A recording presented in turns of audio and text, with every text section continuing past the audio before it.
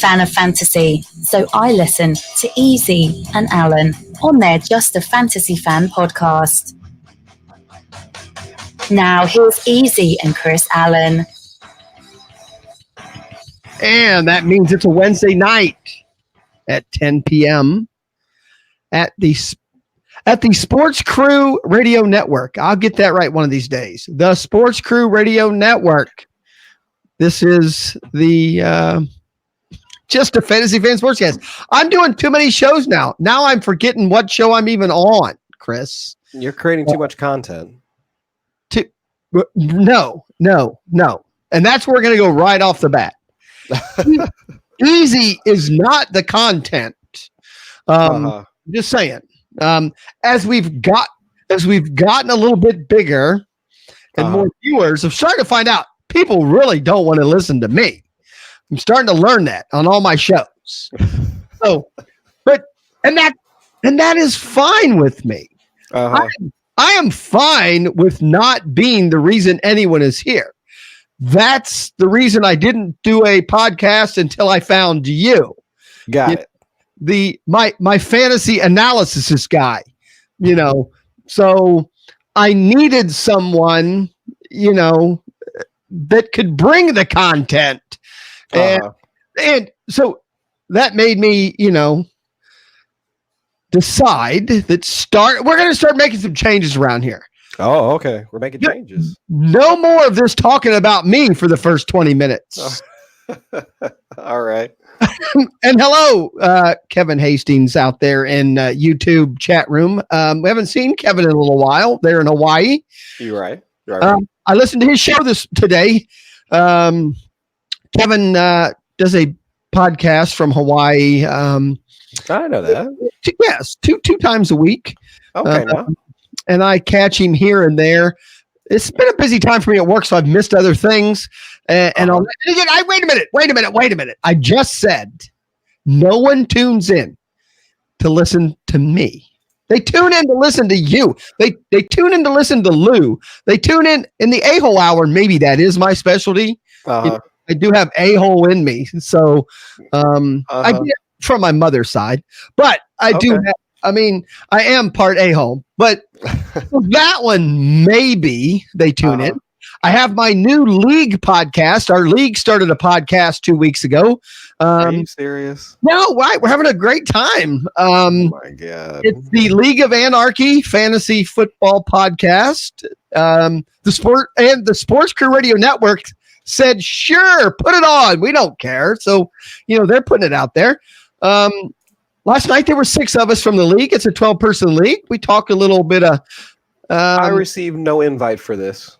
I just want to point that out. You mean to listen to the podcast or to be a part of the podcast? Either. I had no idea this was going on. I'm kind of hurt. Well, wait a minute. Now I'm hurt because I have said now for a month, you have to follow the Sportscrew Radio Network. You have to follow them on iTunes or wherever you want, and then you get all of our shows. You will get an announcement when there's a brand new show. But nobody told me that was a thing. I think I didn't announce that last week that our league was going to be doing something. I had no idea. No, this isn't our league. The league you're in, the Sportscrew Radio Network. Yeah. They don't have a podcast. Oh, I thought that's what you meant. Okay. No. My real home league. Oh, okay. We're in our 7th season.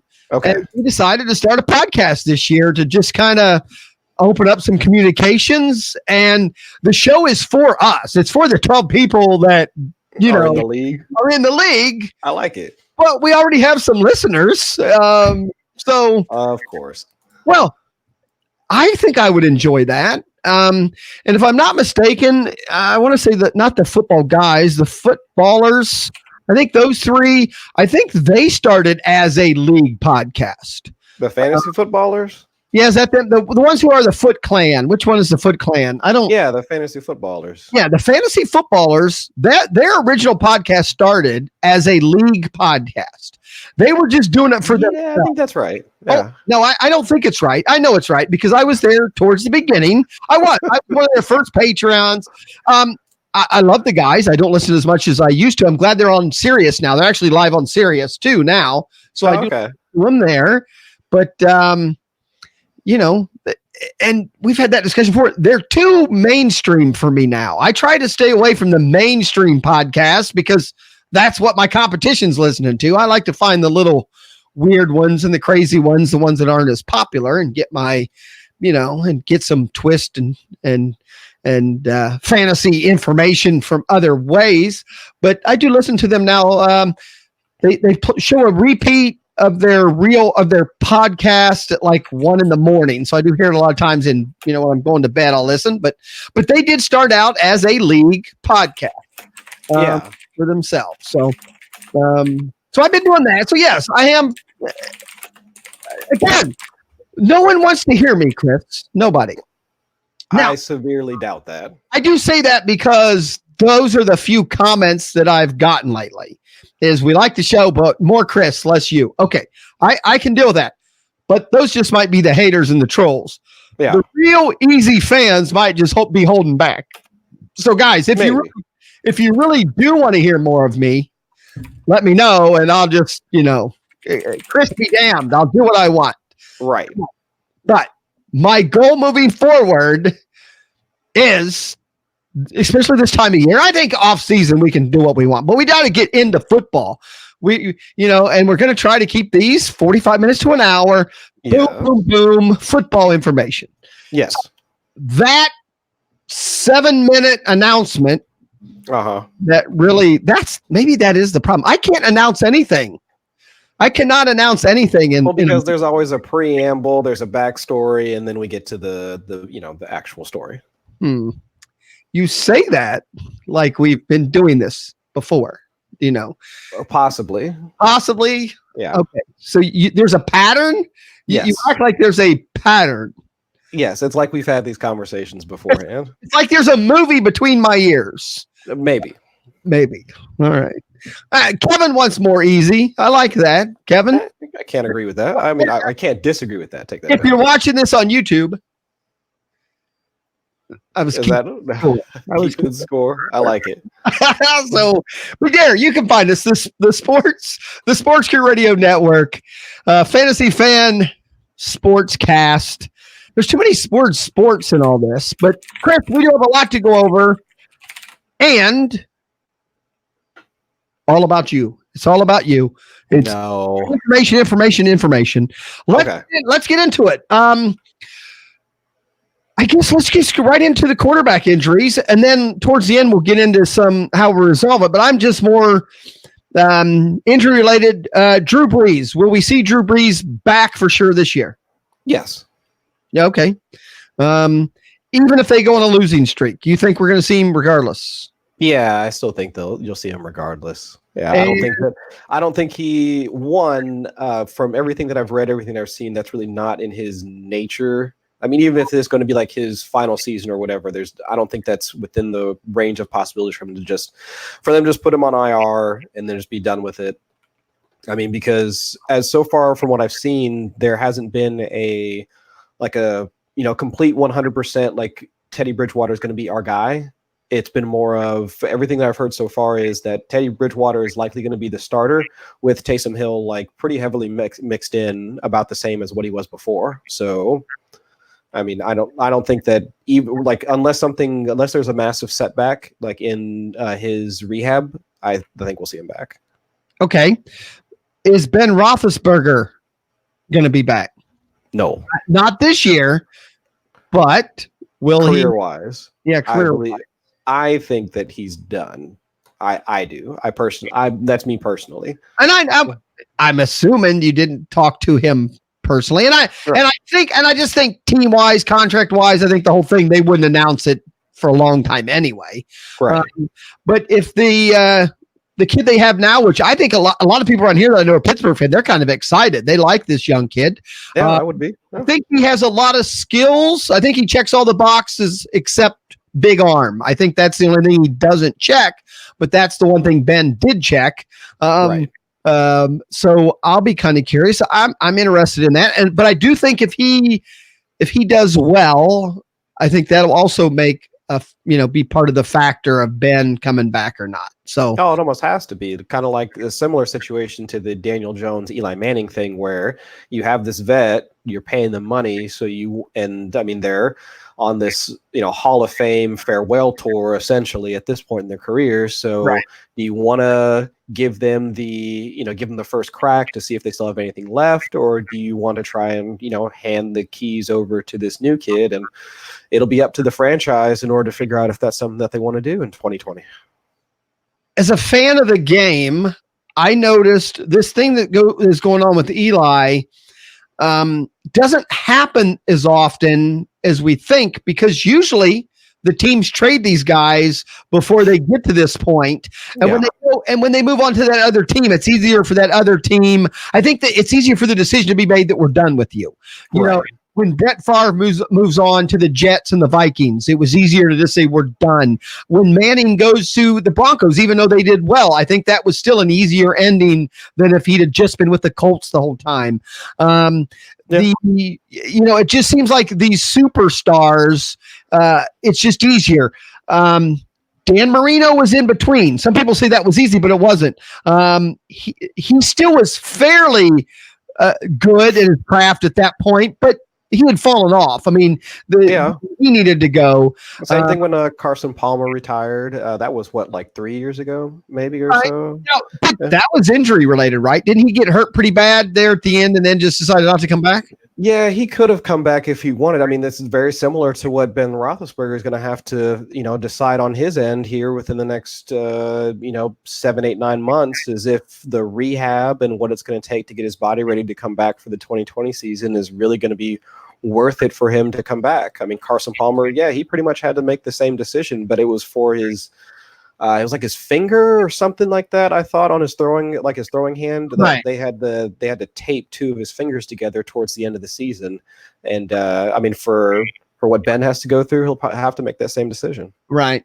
And Joe Montana, he moved on to Kansas City. I think it was easier for Kansas City just to, move on. It's the fact that he stayed with the Giants all this time, I think, is what makes it harder for the fans. One, because the fans want to win, but at the same time, there is an attachment. So right, because Eli, he's connected to the Mara family, the owners. From almost front office on down. I mean, it's kind of one of those like your family, like that sort of thing, where it's hard to separate business and an actual like football operations. Right. Where he's a part of the media in the area. Like they've been in love with him for however many years because of the 2 Super Bowls, the dynasty killers, was it 2007 and 2011 when they broke the perfect record streak and all that. He's a celebrity. Right. So it's just hard to let go. And even though he's been washed up for 2-3 years now. I was disappointed. I was fine with it yesterday. I was disappointed today when the coach came out and said, well, I'm not committing that he won't play again. I really think they should have just said, no, he's the backup from now on. That is somewhat today they came out and said, oh no, there's a chance he might start again. I mean, why say that? I don't understand. I didn't either. I thought that was because they did this. The other coach did the same thing. Was it last year or the year before? Where they Ben McAdoo? That was 2017, I think, when Ben McAdoo benched him. Because then that's when Ben McAdoo got fired, and then they brought in Pat Shurmur, and then now we're in the situation that we're in. Yeah. Even though McAdoo, for all of his faults, he was the only one with the temerity to say that. I mean, Eli's not getting the job done. He had it right, technically. But they just didn't follow through. Right. Like I said, we want to get into the quarterback streaming and some of that here as far as fantasy goes. But let's continue. There's so many injuries this week, and I'm just curious if I run down them, how many are just the middle of the week things, and how many are serious? And no order, just the order there in my news blog. Damian Williams, is this a real injury? Is he just taken off? What's the chances we'll see him this weekend? Probably questionable, at this point, leaning towards doubtful. Neither him nor LaShawn McCoy practiced today from everything that I read. Right. And McCoy was the next one. Mm-hmm. So for fantasy, there's the third guy. I want to say Jackson, but I'm not sure that's right. Darwin Thompson, and also there's a Daryl Williams. They have like all the Williams on their team. All the Williams on there. Yeah. So obviously, any running back in that backfield is fantasy relevant. Right. The only issue is that Darwin Thompson, if I'm not mistaken, he's only like $180, $190. He's a smaller, like change of pace back, like that archetype in terms of his body size.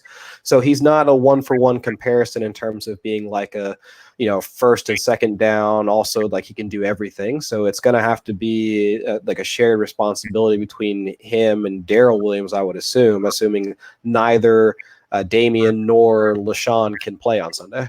Now, as the owner of Kelsey in a lot of leagues, I think that helps Kelsey a lot. I couldn't name you any of the other wide receivers right now. There's, every other week now, it seems like there's going to be another one that gets 200 Marcus Robinson, he should have been the hot waiver wire pickup this year. Right. And he was actually, when Mahomes was playing behind Alex Smith, Demarcus Robinson and him established a pretty decent rapport. So that's why when Demarcus Robinson, he came back, I think he had a 1-game suspension. He came back. That was why, it was almost an easy connection for those two to pick up. And that's also the possibility is that, because everyone was assuming Sammy Watkins was going to pick up where he left off in week 1. But him and like Robinson and Mahomes, they already have that connection. So that's where some of Watkins' targets is easy to shift to Robinson because Mahomes knows to look for him. Okay. Now I did listen to a few podcasts today. There's a lot of people are saying that exactly that it's just that, they had a rapport and they were doing that way. Then other people are saying, well, no, they locked down on the receiver that they thought was going to be the threat. And then, the other people were being single teamed instead of double teamed. And that made a little bit of a difference. But in some cases, yes. I went back and watched that game on Game Pass. So just before the show started, Garyon Conley, one of their better corners for Oakland, even though he got his neck crunched, I think in week 1, so there was a chance he wouldn't be able to play. He was on Robinson a fairly good amount. So they put their better defender on him, but they were double teaming. I was going to say McCoy, not McCoy. Robinson or Watkins? Watkins. So, that's my point. I don't know. I've never played the game, and maybe you know the difference. What is worse, being double teamed or being one-on-one with the best defender? Probably double teamed, because at least if you have single coverage, right, if you have speed, which Robinson has, then there's a chance that you can be schemed open, like either with double moves or like drag routes or whatever. So if you have like bracket coverage, like whether it's a corner with safety over top, or however you want to do like the bracket coverage, that's harder because it's more difficult for a quarterback to be able to fit the ball into that particular window for them to make that pass. Harder for you to scheme open bracket coverage. That's why we didn't see a lot from Devontae Adams in week 1 when he was like completely covered up by like 2 or 3 guys from Chicago. Right. So now the first thing I think of as a fan is, did they need to give Tyreek Hill $40 million? It seems like they could have not, and they still had enough wide receiver. Right now, this seems to be a scheme and a quarterback combination that's working maybe as much or more than the actual skill of the wide receiver. I realize you have to pay some people, but it just seems all of a sudden you go, ooh, that's the first thing I thought of that. Man, you know what? Maybe they did not need to pay him $40 million, and they could have kept linemen there to keep their goat, standing straight up. So, I said, I'm sure they don't want to try that. I'm sure they know in practice what works and what doesn't work, and who the better player is. And yes, we see one game in some cases, doesn't make it, a season, and we'll have to keep watching. That's true. I think the only other, the reason why I would give Kansas City credit for, doing it early is that by doing it early, you can get ahead of all of the other market setting contracts that would occur during the off season. So in theory, because we would assume that the cap is going to go up, and teams are going to try and make some of these like big market signings and like wait until the offseason in order to do that. They can get ahead of having to make their contracts much larger by doing it in like before the season begins. Right. So the next injury on my Mark Andrews, is that just a precautionary? His foot, will he be playing this week? Yeah, he should be playing this week. There's nothing I've seen to suggest that he's going to be out or limited. Obviously, he's the big tight end thing right now. You know, they have Hayden Hurst and Nick Boyle, but he runs the most routes out of the trio, and so I would, he'd be the one to target. We had 2 Colts limited and missed practice. Marlon Mack missed practice, calf. T.Y. Hilton limited in practice, quad. Both playing this week. Yeah, as far as I've seen, I'm actually Stephen Holder, who's a beat reporter for the Colts. I saw a tweet from her earlier today saying that Marlon Mack was actually carrying, not wearing a boot, and he actually he was carrying it. So he talked to him about it, and he should be fine. For Ty, more of a maintenance thing than anything else, and both of them should be, as far as I know, both of them should be playing. All right, young player, which I would think this isn't maintenance, but Josh Jacobs groin issues. He was limited, but did practice. I would assume we'll see him, right? I think so. Again, I forget. Somebody remind me, who does Oakland play this week? For some reason, I can't remember offhand. Either way, I have everything brought up but the schedule this week. Go ahead and talk. I'll bring it up. Okay, but either way, even with the groin injury, like my guess would be that he still winds up playing. I know with like rookies. Oh, okay, yeah. So I mean, that's going to be a tough matchup for him anyway. So even with the tough matchup, and it's on the road if I'm not mistaken, right? They're going to Minnesota for that at the Vikings. Yeah. So either way, so it really just depends on like what Gruden thinks in terms of like what his workload could possibly be. The one issue that I would say though is that since Josh Jacobs wasn't used a ton in the passing game this past week, and he wound up giving up most of his receptions to Jalen Richard, and even I think DeAndre Washington wound up getting a target, if I'm not mistaken.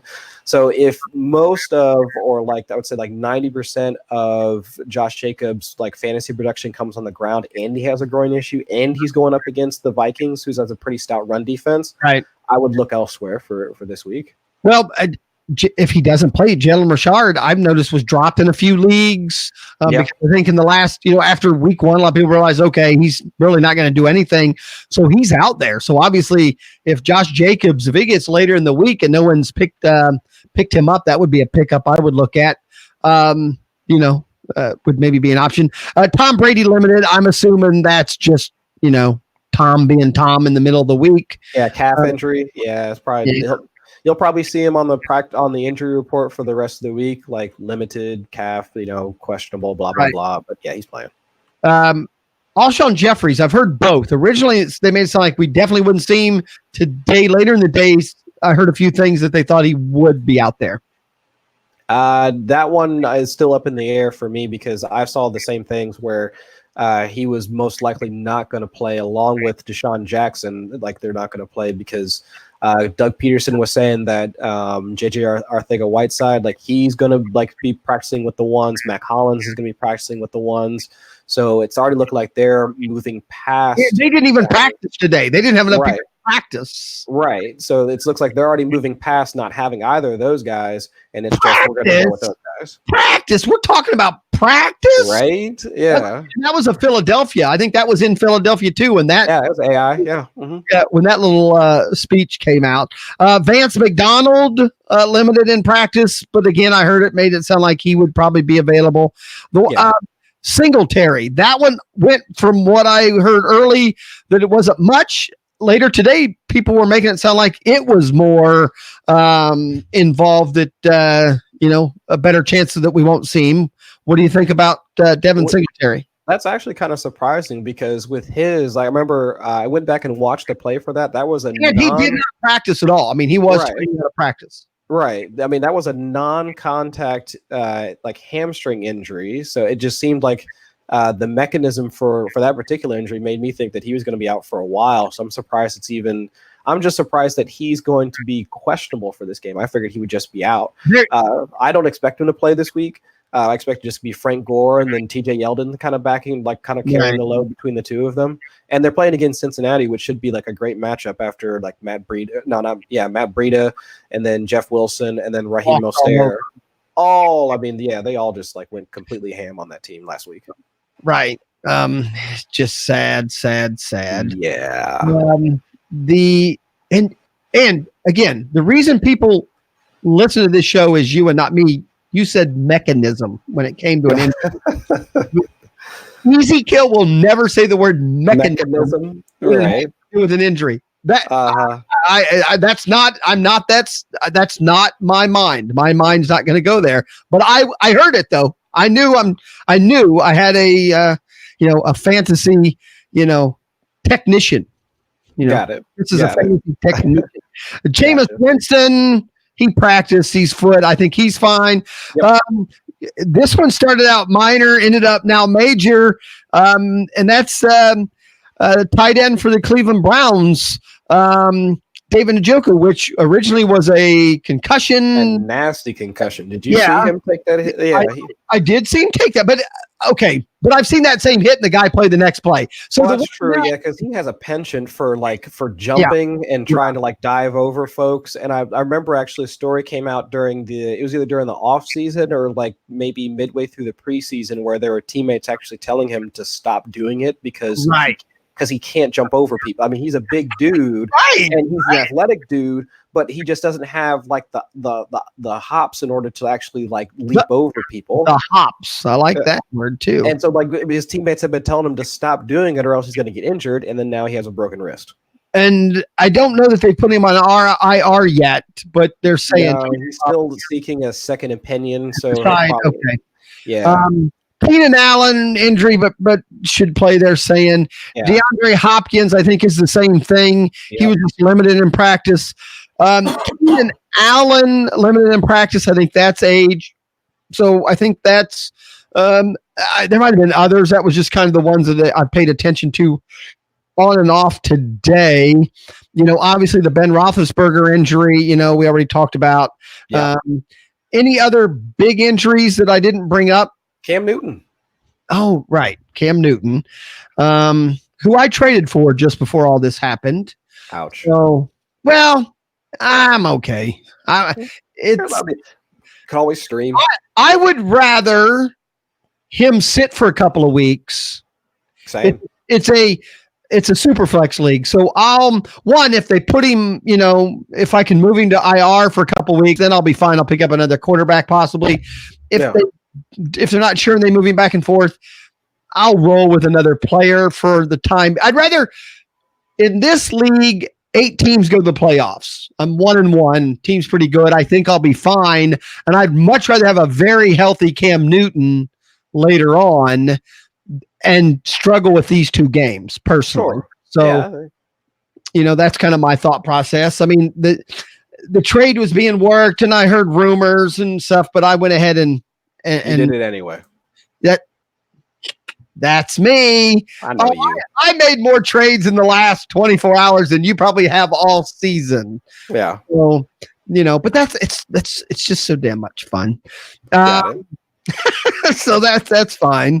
The other big news, Green Bay now coming out and saying Aaron Jones is going to pretty much be 50-50. You think that's coach talk, or do you think that's a problem if you own Aaron Jones? No, I don't think it'd be much of a problem, to be quite honest with you, because I know that might be what the coach wants, or even if it's coach speak. I think Aaron Jones, after last week, shown that if that's the plan, and then Aaron Jones goes out and does that, you rip up the plan, you just throw it away. Right, but I think these coaches are starting to learn that these running backs are. It's easy to get injured, and they'd rather have. I think it's like Gurley. I think they're learning. Hey, 15 or 18 touches to Gurley instead of 25. We still have a shot at winning, but we have a shot at you having him for 16 weeks. I think they're learning that. Yes, there are people out there that will argue that you can get hurt on any play. I agree, but when fatigue is part of it, I do think I don't know about the mechanism of the body, but in my mind, it seems like when you're fatigued, the chance of injury should go up a little bit. I could be wrong, but it's entirely possible, and you never know when injuries are going to strike, and then trying to balance the number of like total snaps and touches. I totally get that. But at least for me, my concern would be that if you still want to continue to win football games, which I would assume is the number one priority, that you continue to put the ball in the hands of your better players. And Aaron Jones, to me, has shown that he is a much better football player than Jamal Williams, regardless of if you want to give like the two equal snaps or not. I don't think coaches are going to see it that way anymore. I think they're going to see their backfield as a complete unit, as one unit. And that unit's more important. Because, it's time, multiple games, multiple weeks. I think it's going that way. I think, but again, at the same, unless you already have the infrastructure in place to treat your running backs as a single unit, similar to the way that, let's say the Los Angeles Rams, I think is the easiest comparison, because you have Todd Gurley, who's great, and they've already paid him and all that. But the way that the offense already operates, you can drop in a CJ Anderson into the offense, he can do well. You can drop a Malcolm Brown into the offense and it performs well. And if they wanted to, and I really wish they would, they could drop a Darrell Henderson into the offense and should also be able to run just as smoothly. But I don't think that the Packers have the same offensive line in order to create those same running lanes for those running backs. So once you drop off from an Aaron Jones to a Jamal Williams, you're going to see the difference. We've seen the difference between the two of them. So unless they have some sort of extra offensive line lying around that performs better than the one that we've seen so far, and they play in a different division that doesn't play against the Chicago Bears twice a year, and the Vikings, by the way, who also have a good defense, then that rational coaching that line of coaching doesn't make sense to me. All right. I agree, and for fantasy it sucks, but I do think that the coaches are realizing, the skill level of their next running back isn't as different as we like to think it is. And I think it presents a good buy low opportunity for folks that want to invest in Aaron Jones, the better running back. So if you think that there's an Aaron Jones owner out there that saw that news is freaking out, give him send him a wide receiver or something like that. Same point. That's if you believe. If you believe, sure. I don't. I really think I think it's going to be a committee. It might not be 50-50, but I do believe this new coach and some of the things I've heard him say, I don't think he's going to have any problem going 60-40. And at 60-40, I would have to get Aaron Jones probably even better than the guy who has him worrying would give him up, I think. So maybe. And they have a lot of mouths to feed, period, there. Even if Aaron Jones gets 70% of the snaps, there's still a lot of wide receivers. You have, we've already seen one argument in 2 games. Aaron Rodgers has already, flipped a cap, at the coach. So I'm pretty convinced that I don't own Aaron Jones, and I'm definitely a buy low guy. I definitely look for that stuff, but I don't believe this one. I'd have to buy really low, which means the guy that wants to get rid of him has to have my, Well, check this out. Aaron Jones in week 1 played 59% of the team snaps. In week 2, he had 58% of the team snaps.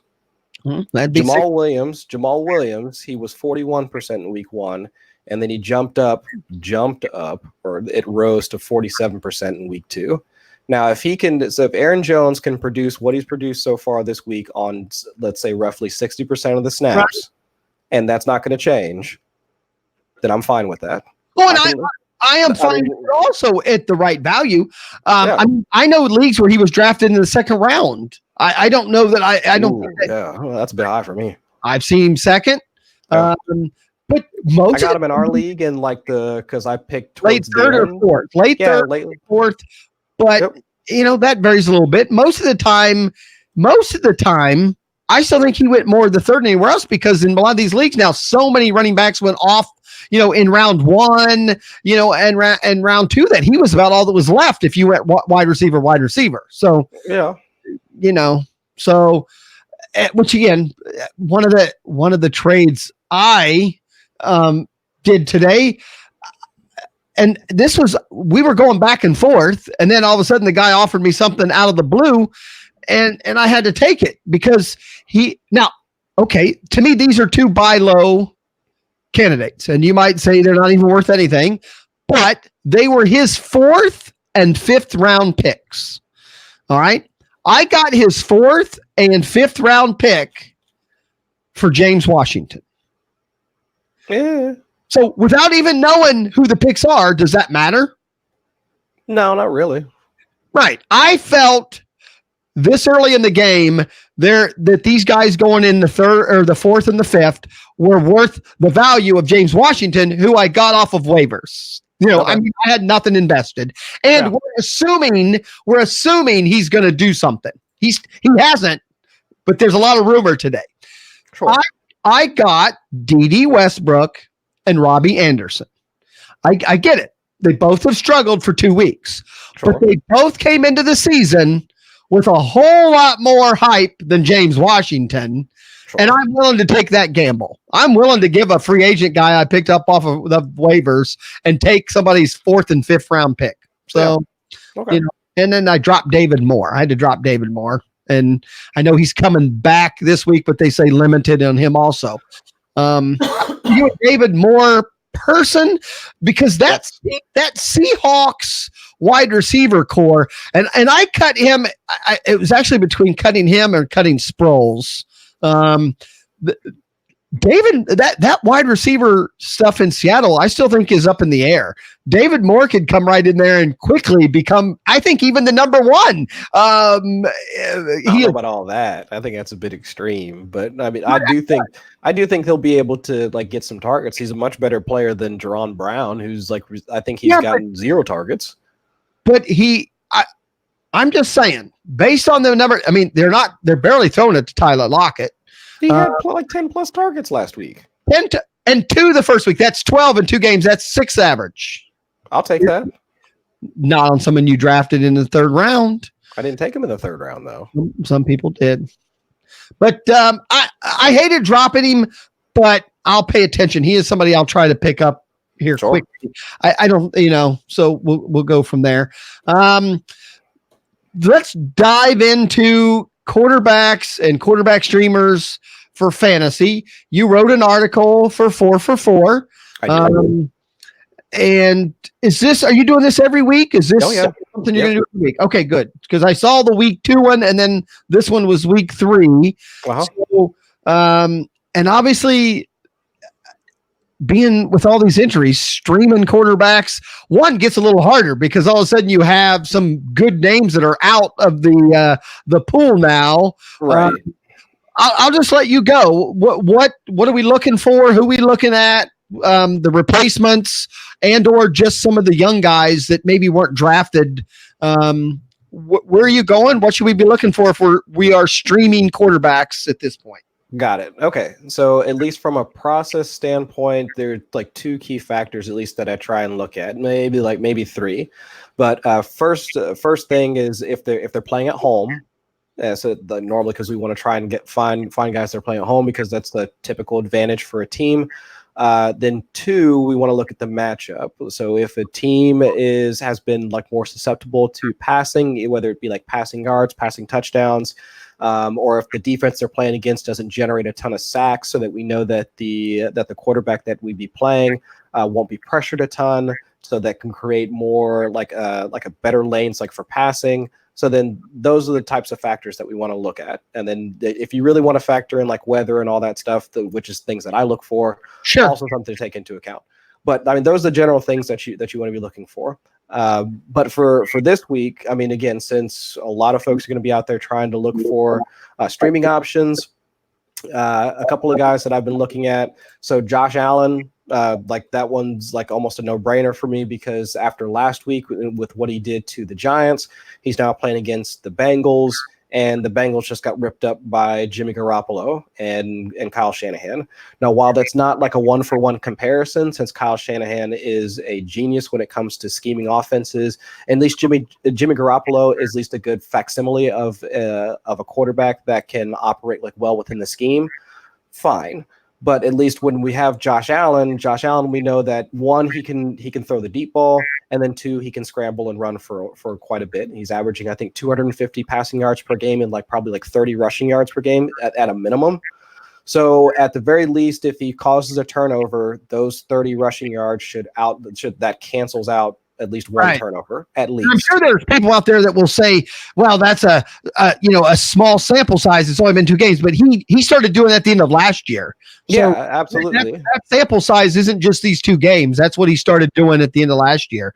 Right. And I've noticed on a few other shows today, especially streaming, yes, if he's out there, but there's a lot of people saying if you lost your starter, he could be the one streaming option quarterback that you might just keep. He has that ability. But just remember, because of the division that he plays in, Buffalo still has to play New England not once but twice this season. And I think once, the first time that he plays it is they play New England is within the next couple of weeks. And so, New England is easily a top 5, if not top 3 defensive unit in the league. So, I forget when it is, though. They haven't played anybody yet.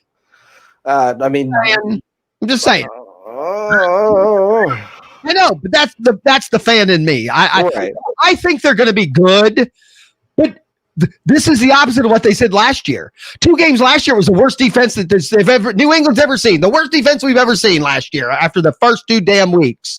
Well, yeah, because they gave up, in the season opener, they wound up giving up 30 some odd points. Right. And so that's my point, is what I'm saying. 2 weeks with the Patriots, I understand they're a very good coached defense.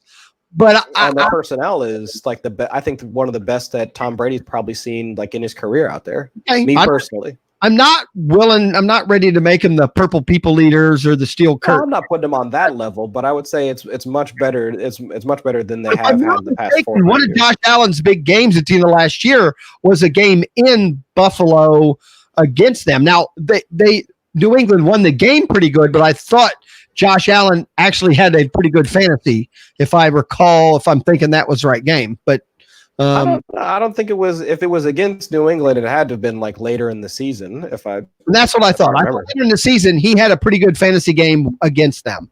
The next one I see you have on the list is Matthew Stafford. Is that another big streamer? No, that's more of if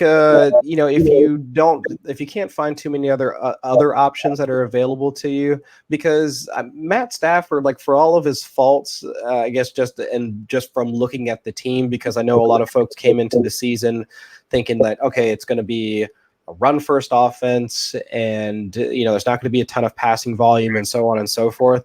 They've actually been passing quite a bit, quite a decent amount. Their neutral game script passing has been at least towards the middle of the league, right? And so I think now, especially considering that, but who are they playing this week? Hold on, I'm vamping for a second while I try and figure out who they're playing against. They're playing against the Eagles. Set up while you're talking. Okay, they're playing against the Eagles. Yeah.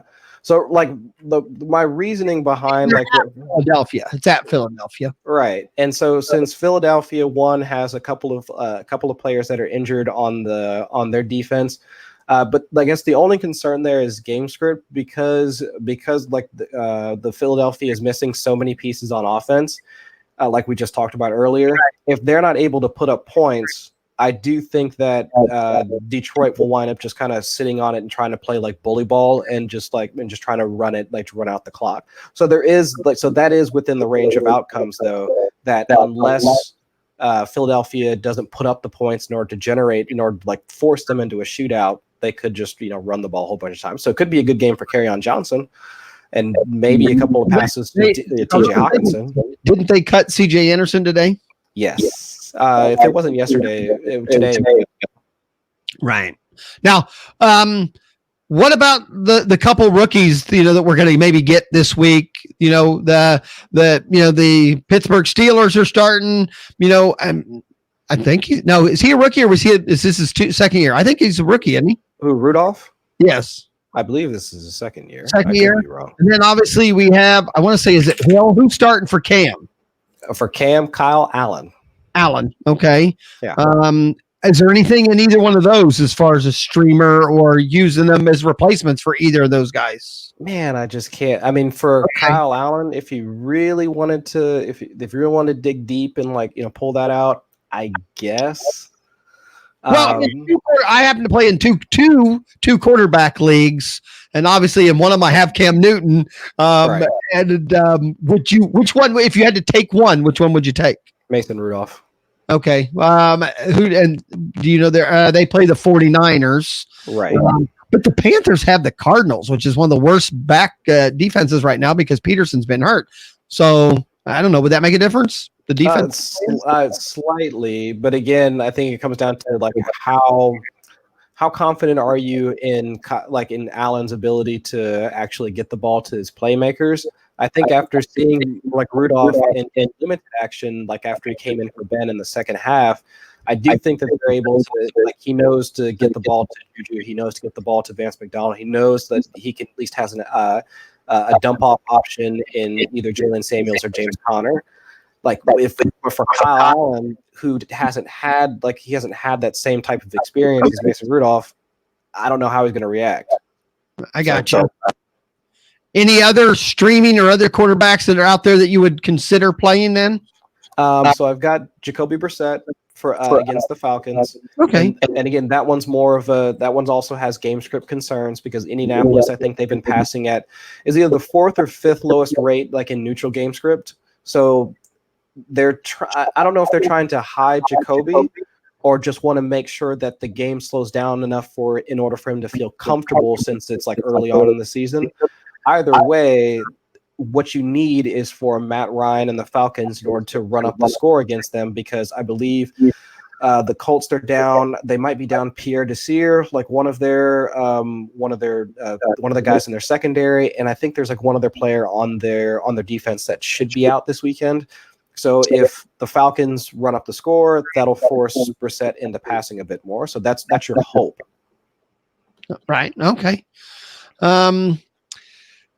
As far as, I mean, obviously the Steelers picked up Fitzpatrick this week and gave up a first-round pick, which I personally feel, I thought that was overpay, but I think right now they're committed to defense without Ben, especially.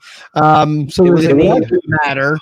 Obviously if they can keep the games close, it'll make it easier, but that also hurts for fantasy. I mean, if they're not going to throw the ball as much to JJ Schuster, they're not going to, Connor maybe sees the ball, maybe hand it off as much, but not getting catches. Who knows? But I think that's obviously they've beefed up their defense. The Saints then are going against the Seahawks. All three of these replacement guys for injury are playing on the road. How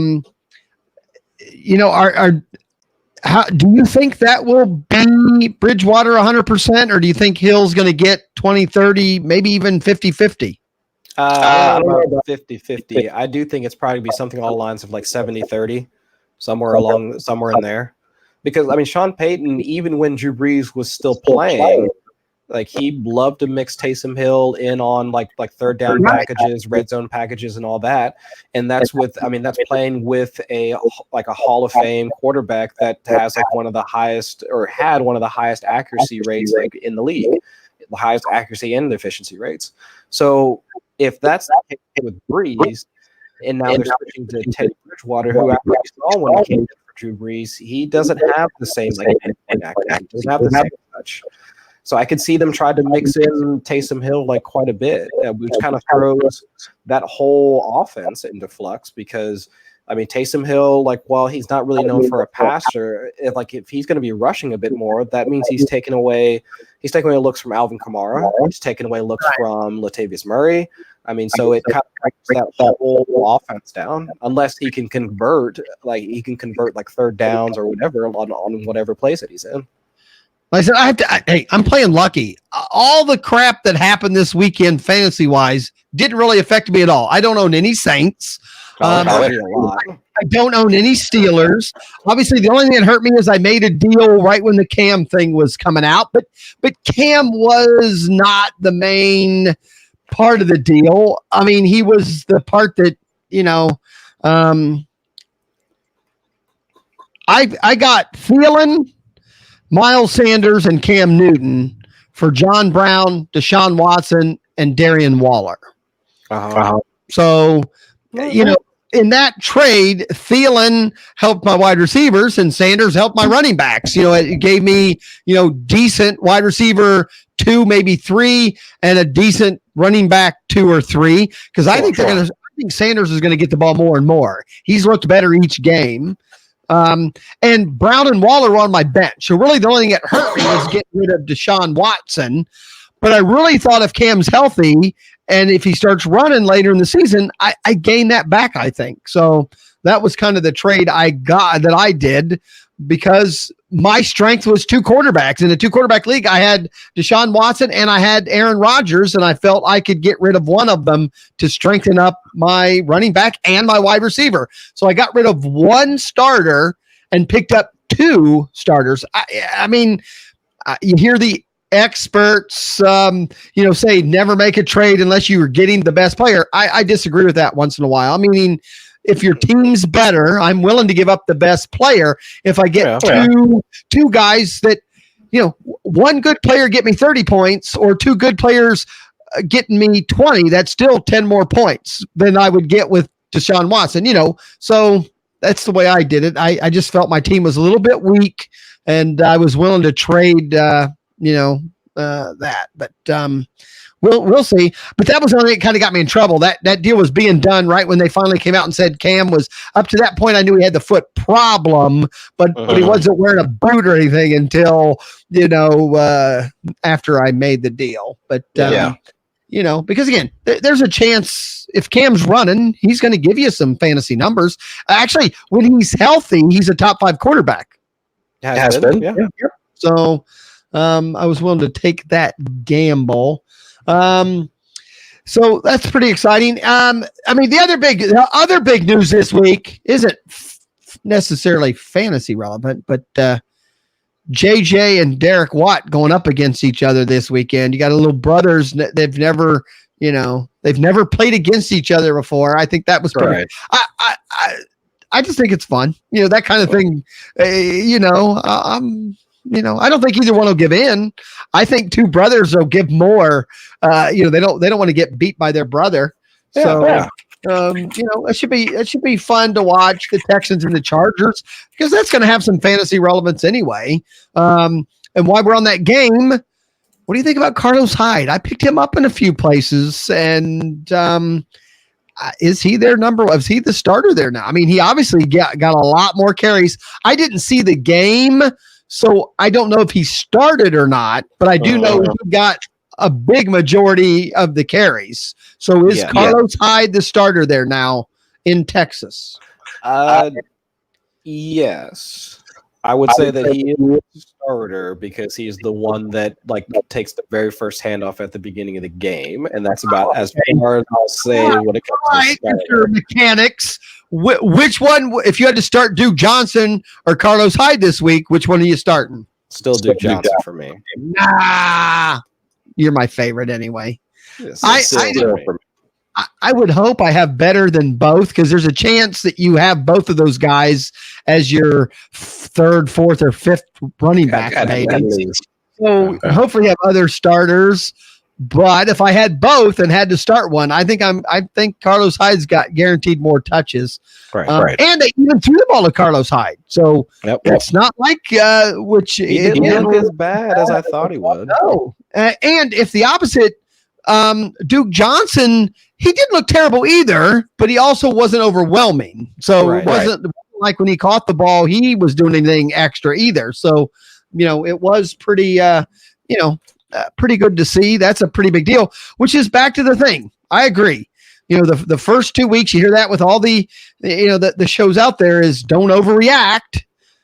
But at the same time, as a more experienced player, I like the overreaction because I try to take advantage. I've made more trades this last few days because there's people out there overreacting, and I'm willing to take advantage of that to a point. So it's just amazing how 1 week people just start, like you said Aaron Jones, but even Adams, in Green Bay. Green Bay has played 2 tough games. So, I saw Scantling dropped. I'm trying to think. Scantling, who's the other wide receiver? Geronimo Allison dropped. All because people were already saying after 2 games that guy was the number 2. No, that guy's the number 2. I saw both people drop for the same reason, because it was different both games. 2 weeks from now, both of those guys could be valuable as a 4th wide receiver on your team or a bye week wide receiver. So, don't overreact. Obviously, a lot of injuries happen, and that obviously changes, everything. The last thing here before we go is the Miami Dolphins team, the worst team in 2 weeks that you've seen ever. I don't know. I saw Tampa Bay when they came in, when they were, their first year in the league, and they went 0-16. They were the first team to ever do that. With Vince Young as their quarterback. Wow. That team was horrible. Sounds like it. It was very bad. So I'm not going to say yet Miami's the worst I've ever seen, but they're obviously getting rid of players. But I have learned over the year, though, even the worst team in fantasy should at least have one fantasy relevant player. Is Miami going to have that? Is it going to be Drake? Is it going to be Balaj? Is it going to be one of these wide receivers? Or is it just none of them? Probably none of them. I think Kenyon Drake's value right now is that they trade him. I think that would be the one that if I had one on my bench, that would be the one I would want. Yeah. But if they trade him, wouldn't Balaj have some value because he'd be the only running back technically they really would have? So, yeah, I thought the same thing. It's very similar to, I guess Adrian Peterson was able to do something behind a poor offensive line, but Kalen Balaj is no Adrian Peterson. So if you can't even catch the ball, if you're literally ducking passes thrown your way, did you see that? Yes. Then no, I don't want you on my team. Right. Like I said, I don't think they want to be on there anyway. The whole thing, it's now, but I think if I'm not mistaken now, they have 5 picks already in the first 2 rounds of next year's draft. Yeah, it's either 4 or 5. Yep, I heard 5 now. I thought they had 5 right now. And obviously there's a chance there is a chance now that they could have the first and the second. We'll see. Pittsburgh, they got Pittsburgh's number 1. If Pittsburgh struggles now because of injuries and whatever, they and the Miami Dolphins obviously have a shot at, probably being the number 1 pick, which unfortunately means the Bengals will pick 3rd or 4th. The Bengals are always going to be 3rd or 4th. They don't like to spend that number 1 money. But what about Jalen Ramsey? That'll be the last thing. Will he be on another team soon? I hear both things. They're willing to trade him and let him look for something, but I guess they're also saying he's going to start this week for him. That one doesn't. I think he can still wind up playing tomorrow, and then they can wind up trading him on Monday, Tuesday. Right. Yeah. The only thing that I have that's concrete is that even if he does wind up getting traded by Friday, he cannot play on Sunday. Right. I agree. And yeah, Kevin Hastings is saying that Tampa Bay team was horrible. I didn't know the first team to go 0-16. I'll have to go back. Yeah, they were the first ones to go 0-16. Wow. And I think I said Vince Young, but I didn't mean Vince Young. I meant, who's the Hall of Famer? The other Young, Steve Young. Yeah, Steve Young. Wow. Steve Young, I'm pretty sure was their number 1 draft pick.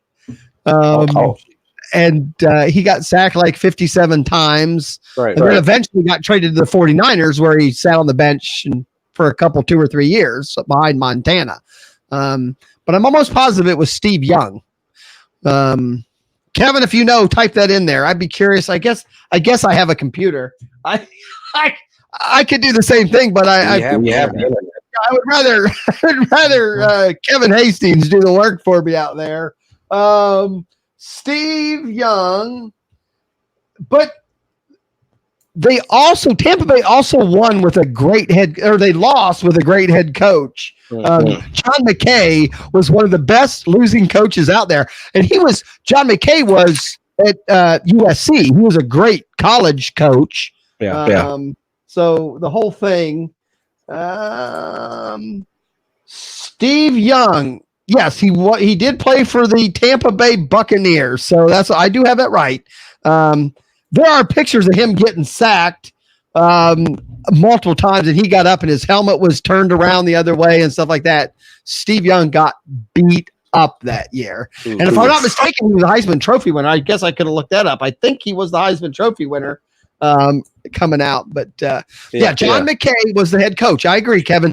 And like I said, I'm pretty sure then John McKay was also the head coach at USC before that. I would recommend, there is a documentary on that season. I don't know if it's a 30. I think it's a 30 for 30. If you ever get a chance, Mr. Allen, you might want to go. You might want to go watch it. If you think the Miami team is bad in the first two games, this Tampa Bay team that went 0-16 was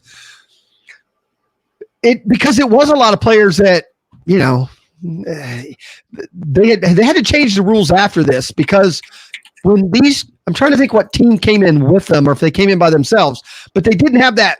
They didn't have that draft where they got to take one player from every team or whatever. No, they just got nope, you get a pick and you can get some guys off the street. It was, it was an S show there in Tampa for a long time. And that's why those fans, Ricky somebody was running back, and yes, McKay was USC. So, I would recommend. I'm almost positive it's a 30 for 30 thing about the Tampa Bay 0-16 season. So, Mr. Chris Allen, we actually focused more on football than we usually do. One of us really went off at the beginning more than they should. You're going to have to learn your place a little bit, but we're going to get better. I promise you, people, listeners of a Fantasy Fan Sportscast podcast and the Sportscrew Radio Network, if you keep downloading us, don't be afraid.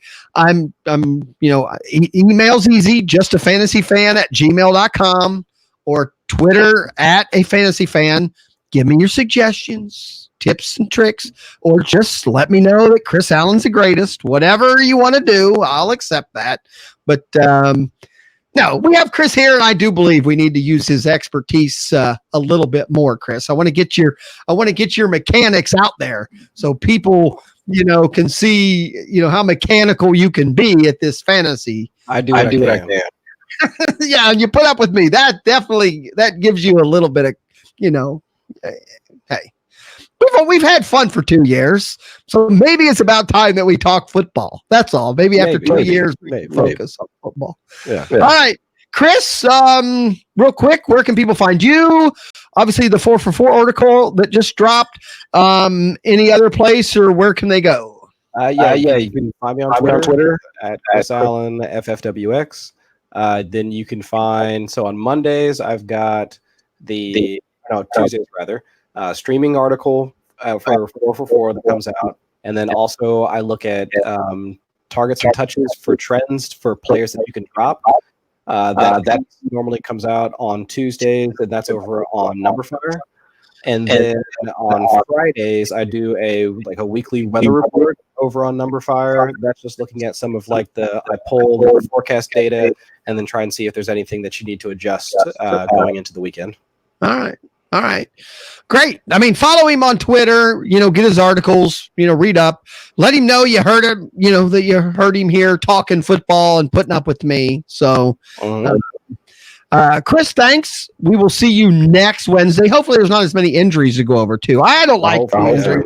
I think there's fantasy people out there that like it because it changes it. It keeps it fresh, but I don't like people getting hurt. So me too. All right, Chris, thanks. Kevin Hastings out there in the chat room, thanks for being there. And again, guys, the Sportscrew Radio Network, follow them really anywhere, and you'll get all their shows. There's a ton of them now. So, and you'll get my 4 shows if you want to, listen to Easy more than one time. So we're out there. Chris, See you next week. Say goodnight. Good night. Good night.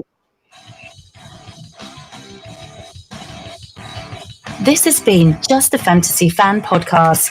And to keep your fantasies going, follow us at justafantasyfan.com. Say good night. Good night.